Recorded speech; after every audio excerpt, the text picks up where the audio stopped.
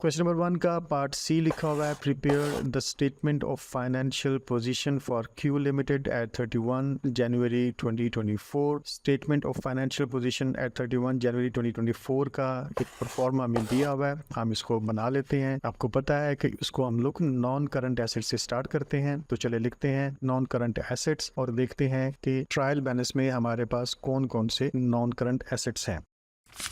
तो इसमें जो सबसे पहले है वो है फिटिंग्स, इसको हम लोग कॉस्ट पे लिख लेते हैं। चलो यहाँ पे लिखते हैं फिटिंग्स एट कॉस्ट और इसमें से लेस कर देंगे हम जितनी भी डेप्रिसिएशन है, मतलब जो एक्यूमुलेटेड डेप्रिसिएशन है वो इसमें से माइनस करेंगे और देखते हैं कि वो कितनी अमाउंट है। तो जो प्रीवियसली रिकॉर्डेड डेप्रिसिएशन है वो 5400 है और इस साल हम लोगों ने 1800 की डेप्रिसिएशन कैलकुलेट की है, तो इन दोनों को यहाँ पर ऐड करते हैं और ये डेप्रिसिएशन बनेगी 7200 की। ठीक है, इसको सब्ट्रैक्ट करते हैं और अमाउंट बनती है 10,800। अब हम जितने भी करंट एसेट्स हैं उनको रिकॉर्ड कर लेते हैं। तो सबसे पहले हम लिखेंगे इन्वेंट्री, देखते हैं इन्वेंट्री कितनी थी। तो ये अमाउंट थी $4,720 की। अब देखते हैं और कौन सा करंट एसेट है। ये लिखा हुआ है जी कैश एट बैंक, इसकी अमाउंट है 915।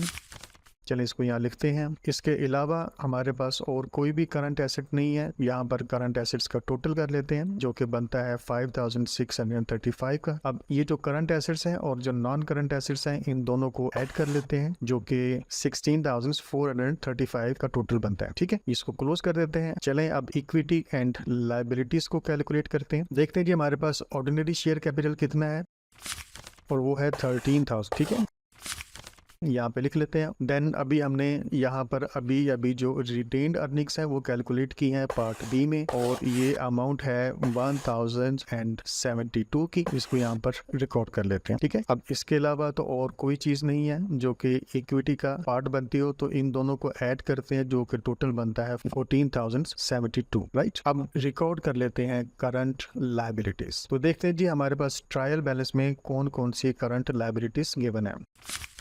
ये ट्रेड पेबल्स हमें गिवन है 2,288 के, इसको यहाँ पे लिख लेते हैं ट्रेड पेबल्स 2,288।